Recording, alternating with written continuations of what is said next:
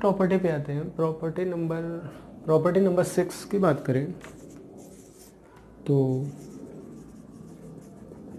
Quantization of charge. Quantization of charge को समझते हैं। बेसिकली क्वांटाइजेशन ऑफ चार्ज में मानते, जैसे देखो पहले तो समझेंगे न्यूट्रल ऑब्जेक्ट का मतलब क्या है। जैसे consider N neutral object A, ये मान लो न्यूट्रल ऑब्जेक्ट है, न्यूट्रल ऑब्जेक्ट ए है।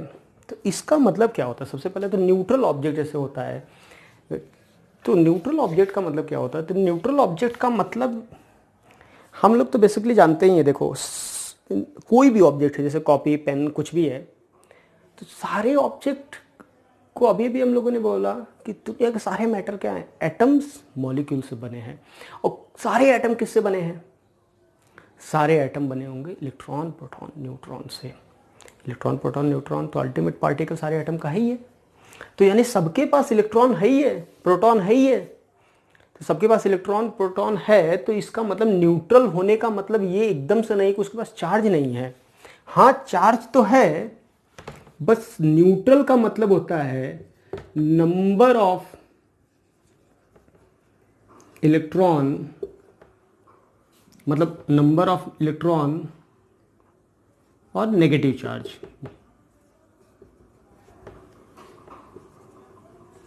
Is equal to number of proton और पॉजिटिव चार्ज।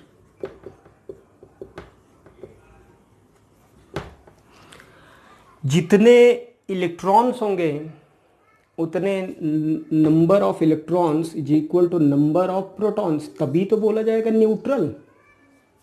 न्यूट्रल का मतलब हुआ कि इलेक्ट्रॉन, आप कुछ सोच रहे होंगे न्यूट्रल तो मतलब न्यूट्रॉन, तो न्यूट्रॉन तो नहीं, कोई भी एटम ऐसा हो, कोई भी सब्सटेंस एटम का बना है, तो एटम में तो न्यूट्रॉन भी होता है, लेकिन प्रोटॉन इलेक्ट्रॉन होता है। तो इलेक्ट्रॉन प्रोटॉन दोनों बराबर होंगे, तभी तो क्या होगा? वो न्यूट्रल। न्यूट्रल का बेसिक इंटरप्रिटेशन ये है। न्यूट्रल का मतलब चार्जलेस नहीं, चार्ज तो है ही है, लेकिन इलेक्ट्रॉन जितने उतने प्रोटॉन हैं।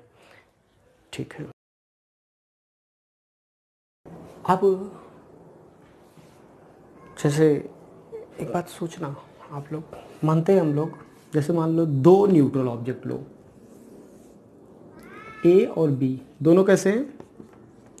दोनों न्यूट्रल हैं। अच्छा, तो दोनों ऑब्जेक्ट है और दोनों न्यूट्रल हैं, तो दोनों में number of electron number of proton इसमें भी बराबर होगा, number of electron number of proton इसमें भी बराबर होगा।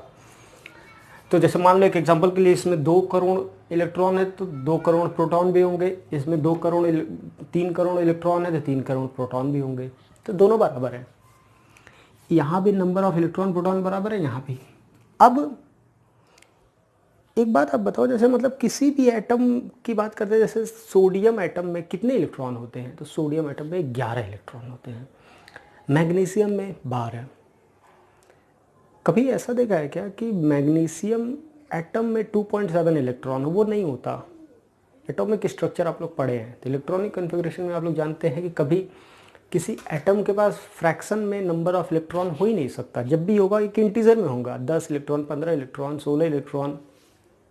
सल्फर है 16 इलेक्ट्रॉन आपका, जैसे कोई भी एटम ले लें हम लोग, कैल्शियम है 20 इलेक्ट्रॉन है, तो ये सारे इलेक्ट्रॉन जो होंगे इंटीजर में होंगे। उसी प्रकार अब इलेक्ट्रॉन जब फ्रैक्शन में अल्टीमेट पार्टिकल के पास, जैसे मान लो कि हम एक सब्सटेंस कॉपर का है, कॉपर है, तो कॉपर के पास जैसे अपना 29 इलेक्ट्रॉन्स हैं, तो एक एटम के पास 29 है। ऐसे बहुत सारे मिलियंस ऑफ एटम मिलके कॉपर सब्सटेंस बना रहे हैं। तो कॉपर, और जब एक के पास इंटीजर में है तो सबको सब मिलियंस जोड़ोगे, फिर इंटीजर में इंटीजर मल्टीप्लाई करोगे तो इंटीजर। सारे एटम के पास number of electron number of proton ये सब इंटीजर में है। जब सब इंटीजर में है तो बहुत प्रैक्टिकल बात मैं आपसे पूछ रहा हूँ कि हम क्या इधर से इधर मान लो 200 इलेक्ट्रॉन ट्रांसफ़र कर दिए। अब ट्रांसफ़र करने का तरीका, चार्जिंग का तरीका कैसे भी हो सकता है, उस पर हम लोग ज़्यादा डिस्कस नहीं करेंगे। चार्जिंग हम लोग आखिरी में पढ़ेंगे ज़्यादा डिटेल में। तो अभी तो मान लो रब करके चाहे जैसे भी करके हम 200 इलेक्ट्रॉन उठाए यहाँ से, इसको दे दिए। अच्छा, तो जितना भी इलेक्ट्रॉन इसके पास रहा होगा उससे 200 कम हो गया होगा, और इसके पास जितना रहा होगा 200 ज़्यादा हो गया होगा। अब जितना इसके पास रहा होगा उससे 200 कम हो गया, तो इसका मतलब अब इसकी खुद की एनालिसिस करो। तो पहले तो इलेक्ट्रॉन प्रोटॉन दोनों बराबर थे, अब इलेक्ट्रॉन की संख्या कम हो गई, प्रोटॉन की संख्या ज़्यादा हो गई। तो प्रोटॉन डोमिनेटिंग है, किसी स्पीसीज के पास नंबर ऑफ प्रोटॉन ज़्यादा हो तो आप जानते होंगे तो वो पॉजिटिवली चार्ज बोला जाता है। तो ये क्या बन जाएगा, ये पॉजिटिव चार्ज बन जाएगा, पॉजिटिव बन जाएगा। और ये क्या बन जाएगा, नेगेटिव बन जाएगा। ये पॉजिटिव चार्ज हो जाएगा और ये क्या बन जाएगा, नेगेटिव चार्ज।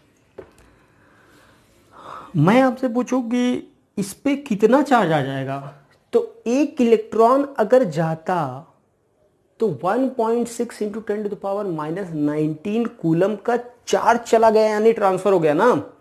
एक इलेक्ट्रॉन यहां से यहां गया तो मतलब 1.6 इंटू 10⁻⁻19 चार्ज मैग्नीट्यूड वाइज यहां से यहां चला गया। उतना चार्ज इसमें ज़्यादा हो गया, तो यहाँ तो 200 इलेक्ट्रॉन गए होंगे, तो 200 इलेक्ट्रॉन के इक्विवेलेंट चार्ज यहाँ पे नेगेटिव का ज़्यादा हो गया ना। जो ज़्यादा होता है वही तो चार्ज बोला जाता है। तो आप